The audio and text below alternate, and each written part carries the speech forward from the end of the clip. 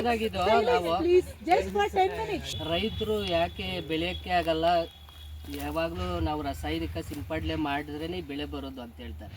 ನಾವು ನೋಡಿ ಇವತ್ತು ಏನು ಕೊಟ್ಟಿಲ್ಲ, ನೀವು ಬರ್ತಾ ಇದ್ದೀರಾ, ಇನ್ನು ಒಂದು ತಿಂಗಳಿಗೆ ನಿಮಗೆ ತೋರಿಸ್ತೀವಿ. ಇವಾಗ ಶಾಂಪಲ್ಲು 30ರಿಂದ 40 ದಿನದ್ದು ಗಡ್ಡೆ ನೋಡಿ ಇಷ್ಟು ದಪ್ಪ ಆಗಿದೆ. ಇನ್ನೊಂದು ತಿಂಗಳಿಗೆ ಆ ಗಾತ್ರಕ್ಕೆ ಬರುತ್ತೆ. ಯಾಕೆ ನಾವು ಸಾವಯವನ್ನೇ ಮಾಡಬೇಕು? ಇವತ್ತೇನಾಗ್ಬಿಟ್ಟಿದೆ ಅಂದರೆ ಪ್ರಪಂಚದಾಗೆ ದುಡ್ಡಿನ ದುರಾಸೆ ಮನುಷ್ಯನಿಗೆ. ಕೆಮಿಕಲ್ ಹೊಡೆದು ಬೇಗ ದುಡ್ಡು ಸಂಪಾದನೆ ಮಾಡಬೇಕು, ಅದರಿಂದ ನಾವು ಕೋಟಿಗಳು ಸಂಪಾದನೆ ಮಾಡಬೇಕು, ಬೇಗ ಬೆಳಿಬೇಕು ಅಂತ ಹೇಳ್ತಾರೆ. ಅದರಿಂದ ನಮ್ಮ ಆರೋಗ್ಯನೂ ಹೋಗುತ್ತೆ. ಆ ದುಡ್ಡು ಸಂಪಾದನೆ ಮಾಡಿರೋದು ನಾವು ತಿನ್ನಲ್ಲ, ಲಾಸ್ಟಿಗೆ ಡಾಕ್ಟ್ರುಗಳಿಗೆ ಇದ್ದಿದ್ದು. ಇವತ್ತು ಕ್ಯಾನ್ಸರು ನಿಮಗೂ ಗೊತ್ತಿದೆ, ಕ್ಯಾನ್ಸರ್ ಯಾವ ರೀತಿ ಅಟ್ಯಾಕ್ ಆಗ್ತಿದೆ. ಇದರಿಂದ ಕೆಮಿಕಲ್ ಹಾಕೋದ್ರಿಂದ ಕ್ಯಾನ್ಸರ್ ಬರ್ತಾಯಿದೆ. ಕ್ಯಾನ್ಸರ್ ಹೋಗ್ಲಾಡಿಸ್ಬೇಕು, ಭಾರತದಿಂದ ಹೋಗ್ಲಾಡಿಸ್ಬೇಕಂದ್ರೆ ದೇಶಿ ಹಸುಗಳು ನಾವು ಸಾಕಬೇಕಾಗಿದೆ. ಅದರಿಂದ ಬಂದಂಥ ಗೊಬ್ಬರನ ಹಿಂಗೆ ನಾವು ಬೆಳೆ ಅದ್ರಾಗೆ ಗೊಬ್ಬರನ ಉಪಯೋಗಿಸಿ ಬೆಳೆ ಬೆಳೆದಾಗ ಜೀವಾಮೃತ ಗೊತ್ತಲ್ಲ, ಇದು ಜೀವಾಮೃತ ಮೇಡಮ್ ಹೇಳಿದ್ರೆ ಆ ಥರ ಜೀವಾಮೃತ ಮಾಡ್ಕೊಂಡು ನಾವು ಈ ಥರ ಫಲವತ್ತಾದ ಏನಾದರೂ ಬೇಳೆ ಕಾಳುಗಳು ಇವನ್ನೆಲ್ಲ ಸುಧಾರಣೆ ಮಾಡ್ಬೋದಲ್ಲ. ಮನುಷ್ಯನ ಹಸಿ ದುರಾಸೆಯಿಂದ ಏನಾಗ್ತಾ ಇದೀವಿ ಅಂದರೆ ಕೆಮಿಕಲ್ ಉಪಯೋಗಿಸ್ತಾ ಇದ್ವಿ. ಇದರಿಂದ ದಯವಿಟ್ಟು ಇದನ್ನು ಬಿಡಬೇಕಾಗುತ್ತೆ.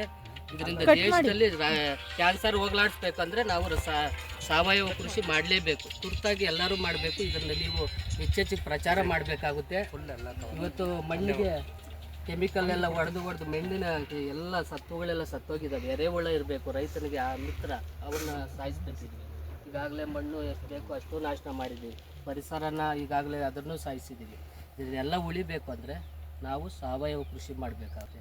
ಇವು ನೋಡಿ, ಈ ಪಟಾಟನ ಬೆಳೆಯೋಕ್ಕಾಗೋದೇ ಇಲ್ಲ ರೈತರು ಅಂತ ಹೇಳ್ತಾರೆ. ನಾವು ಬೆಳೆದು ತೋರಿಸಿದ್ದೀವಲ್ಲ, ಸಾವಯವದಲ್ಲೇ ಬೆಳೆದು ತೋರಿಸ್ತಾ ಇದ್ದೀವಿ. ನೀವು ಯಾಕೆ ಇದನ್ನು ಅಳವಡಿಸ್ಕೋಬಾರ್ದು ರೈತರು? ಕೆಮಿಕಲ್ಲು ನಮ್ಮ ಭೂಮಿಗೆ ಒಂದು ಬಾರಿ ಸಿಂಪಡಣೆ ಮಾಡಿದ್ವು ಅಂದ್ಕೋ ಅದು 8 ವರ್ಷ ಬೇಕು ಸುಧಾರಣೆ ಆಗಬೇಕಂದ್ರೆ. ಈ ಫಲವತ್ತತೆ ಮಾಡ್ಕೋಬೇಕಂದ್ರೆ ಸುಮಾರು 8 ವರ್ಷ ಬೇಕಾಗುತ್ತೆ. ಅದರಲ್ಲಿ ಜೀವಾಣುಗಳೆಲ್ಲ ಸತ್ತೋಗ್ತವೆ. ಎರೆಹುಳ ಅನ್ನೋದು ಕಂಪ್ಲೀಟ್ ಸತ್ತೋಗ್ಬಿಡ್ತದೆ.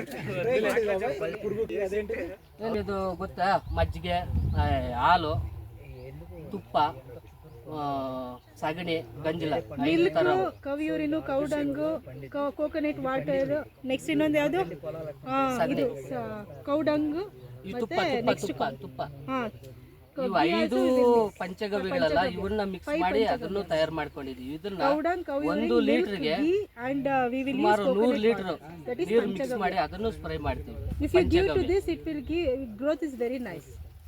ಗಡ್ಡೆ ಎಲ್ಲ ಗ್ರೋತ್ ಚೆನ್ನಾಗಿ ಬರುತ್ತೆ, ಗಡ್ಡೆ ಎಲ್ಲ ಸ್ವಲ್ಪ ದಪ್ಪ ಆಗೋದಕ್ಕೆಲ್ಲ ಅದು ಪ್ರಯೋಜನ. ಪೊಟ್ಯಾಷ್ ಹೆಚ್ಚಿಗಿರುತ್ತೆ ಅದ್ರಲ್ಲಿ. ಇವೆಲ್ಲ ಇವತ್ತಿಂದ ಪ್ರತಿಯೊಬ್ಬರು ಇದನ್ನ ಹೇಳ್ಕೊಂಡು ಇನ್ನೊಬ್ಬರಿಗೆ ಅಷ್ಟೇ ಅವೇರ್ನೆಸ್ ಮೂಡಿಸ್ತಾ ಈ ತರ ಮಾಡಬೇಕು ಅಂತ ನಾವು ಕಳಕಳಿಯಿಂದ ನಿಮ್ಗೆ ಕೇಳ್ಕೊಂತ ಇದ್ದೀವಿ.